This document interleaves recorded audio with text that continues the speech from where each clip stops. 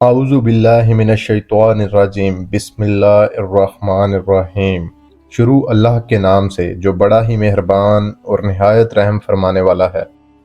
ایک ایسی بدبخت اور ناپاک قوم جس نے اس روئے زمین پر ایک ایسے گناہ کو دریافت کیا کہ اس سے پہلے اس روئے زمین پر کوئی بھی قوم اس گناہ میں مبتلا نہ تھی۔ یہ قوم کون سا ایسا گناہ کرتی تھی کہ اسے دنیا کی سب سے بدترین قوم مانا جاتا ہے؟ وہ کون سا ایسا گناہ تھا جو یہ لوگ کرتے تھے اور وہ اس گناہ میں کیسے مبتلا ہوئے؟ اور پھر اللہ تبارک تعالیٰ نے اس قوم پر آگ اور پتھروں کا عذاب کیوں نازل فرمایا، اور اس بدبخت قوم کے کچھ لوگ پتھروں کے کیوں بنا دیے گئے جو آج بھی دنیا کے لیے عبرت کا نشان بنے ہوئے ہیں۔ دا مسلم آئیڈیالوجی کے معزز خواتین و حضرات، آج کی اس ویڈیو میں جانتے ہیں کہ دنیا کی سب سے پہلی ہم جنس پرست قوم کون سی تھی، اور دنیا میں سب سے پہلے ہم جنس پرستی کس نے کروائی، اور کس طرح دنیا میں اس گناہ کی بنیاد رکھی گئی۔ پیارے دوستو، ان سب سوالات کے جوابات جانیں گے قرآن و حدیث کی روشنی میں اس ویڈیو میں۔ ویڈیو کو مکمل دیکھیے گا۔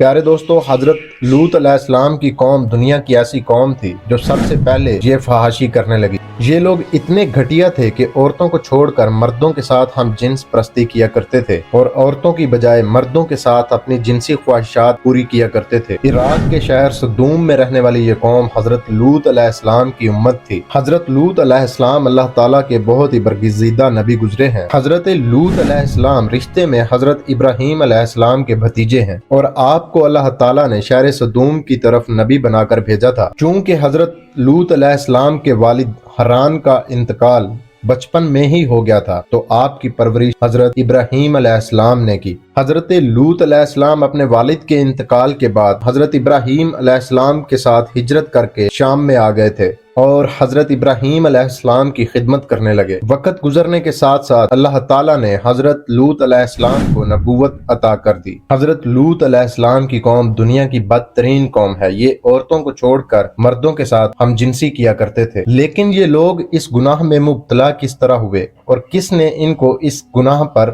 اکسایا؟ اس کے بارے میں مورخین لکھتے ہیں کہ جس شہر میں یہ قوم رہتی تھی اس شہر کا نام شہر صدوم تھا۔ یہ ایک ایسا علاقہ تھا جہاں پر اللہ تعالیٰ کی خاص کرم نوازی تھی۔ یہاں پر سرسبز شاداب باغات اور ہر طرف لہلہاتے کھیت تھے۔ اس علاقے میں پھلوں اور اناج کی بے شمار پیداوار تھی۔ یہ شہر ہر لحاظ سے خوشحال تھا۔ اسی وجہ سے ارد گرد کے لوگ اپنی ضروریات اشیاء لینے کے لیے شہر صدوم میں آیا کرتے تھے، لیکن شہر صدوم کے لوگوں کو یہ بات بالکل ہضم نہ تھی۔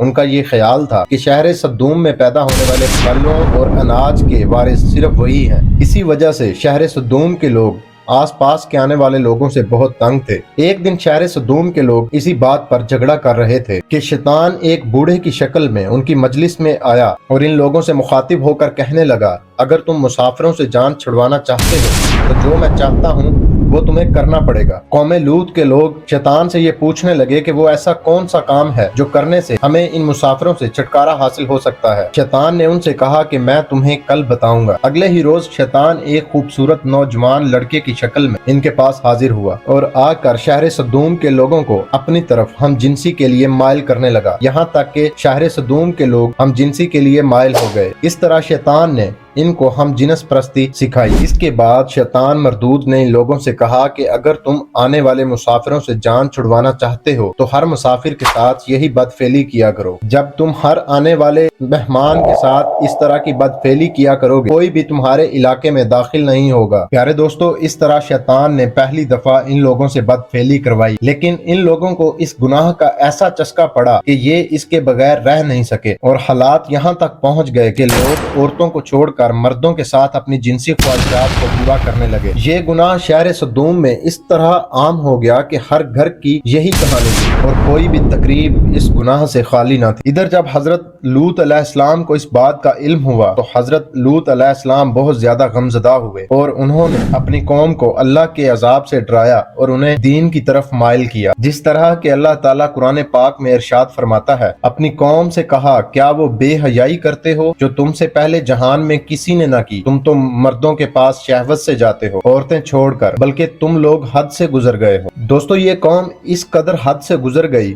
کہ حضرت لوط علیہ السلام نے ان کو بارہا سمجھانے کی کوشش کی لیکن انہوں نے ان کی بات نہیں مانی اور یہ لوگ حضرت لوط علیہ السلام کو اس شہر سے نکلنے کی دھمکیاں دینے لگے۔ اس طرح جب یہ قوم حد سے تجاوز کر گئی اور حضرت لوط علیہ السلام کو دھمکیاں دینے لگی اور ساتھ ہی حضرت لوط علیہ السلام کو یہ کہنے لگے کہ اگر تم اللہ تعالیٰ کے سچے نبی ہو تو وہ عذاب ہماری طرف لے آؤ جس کی تم بات کرتے ہو، اور اس طرح اس قوم نے خود بھی اللہ تعالیٰ کے دردناک عذاب کو طلب کیا۔ چنانچہ اللہ تعالیٰ کی طرف سے دردناک عذاب آ گیا۔ حضرت جبرائیل علیہ السلام کچھ فرشتوں کے ساتھ چند نوجوان لڑکوں کی شکل میں حضرت لوط علیہ السلام کے گھر مہمان بن کر تشریف لائے۔ ادھر جب حضرت لوط علیہ السلام نے ان 3 نوجوانوں کو اپنے گھر میں مہمان بن کر آتے ہوئے دیکھا تو بہت ہی زیادہ فکر مند ہوئے۔ انہیں ان لوگوں کی فکر ہونے لگی کہ کہیں میری قوم کے لوگوں کی ان پر نظر نہ پڑ جائے اور وہ ان کو کوئی ایذا نہ پہنچائیں۔ چنانچہ حضرت لوط علیہ السلام کی بیوی جو کہ حقیقت میں منافقہ تھی،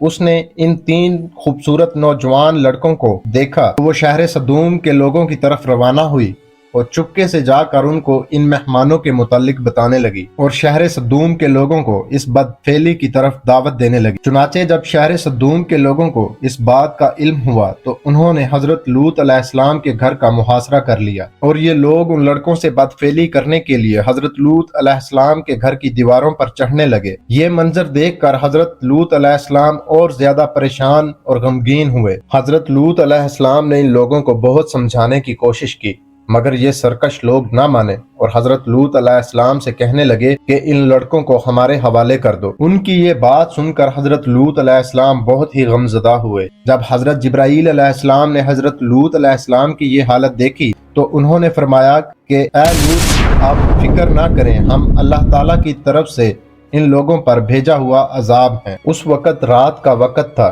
چنانچہ حضرت جبرائیل علیہ السلام نے حضرت لوط علیہ السلام سے کہا کہ آپ اپنے اہل و عیال اور مومنین کو لے کر راتوں رات اس بستی سے روانہ ہو جائیں اور آپ لوگوں میں سے کوئی بھی پیچھے مڑ کر بستی کی طرف نہ دیکھے ورنہ اس پر بھی اللہ کا عذاب نازل ہوگا۔ چنانچہ حضرت لوط علیہ السلام اپنے اہل و عیال کو اور چند مومنین کو لے کر اس شہر سے روانہ ہو گئے۔ ان کے جانے کے بعد حضرت جبرائیل علیہ السلام اس شہر کو اٹھایا اور آسمان کی طرف اڑ گئے اور کچھ اوپر جا کر حضرت جبرائیل علیہ السلام نے اس شہر کو نیچے دے مارا اور پھر کچھ دیر بعد اللہ تعالیٰ نے اس شہر پر پتھروں کی بارش برسائی اور اس طرح اس عذاب کے اندر قوم لوط کے پرخچے اڑ گئے اور سب لوگ مر کر فنا ہو گئے۔ اللہ تعالیٰ کے اس عذاب نے شہر سدوم کو تہس نہس کر کے رکھ دیا۔ اسی دوران جب اللہ کا عذاب نازل ہو رہا تھا تو حضرت لوط علیہ السلام کی بیوی جو کہ منافقہ تھی اور شہر سدوم کے سرکش لوگوں کے ساتھ محبت رکھتی تھی، اس نے پیچھے مڑ کر دیکھا تو ایک پتھر اچانک سے اس کے اوپر آن پڑا جس سے وہ ہلاک ہو گئی اور وہ ایک پتھر کے مجسمے میں تبدیل ہو گئی۔ اس طرح اس دنیا پر ہم جنس پرستی کی ابتدا ہوئی اور اس طرح اللہ تعالیٰ نے اس قوم پر اپنا عذاب نازل فرمایا اور شہر سدوم کے لوگوں کو صفحہ ہستی سے مٹا دیا۔ اللہ تبارک تعالیٰ سے دعا ہے کہ اللہ تعالیٰ ہمیں ان ہر برائی سے بچائے جن کی وجہ سے پہلی قومیں ہلاک ہوئیں۔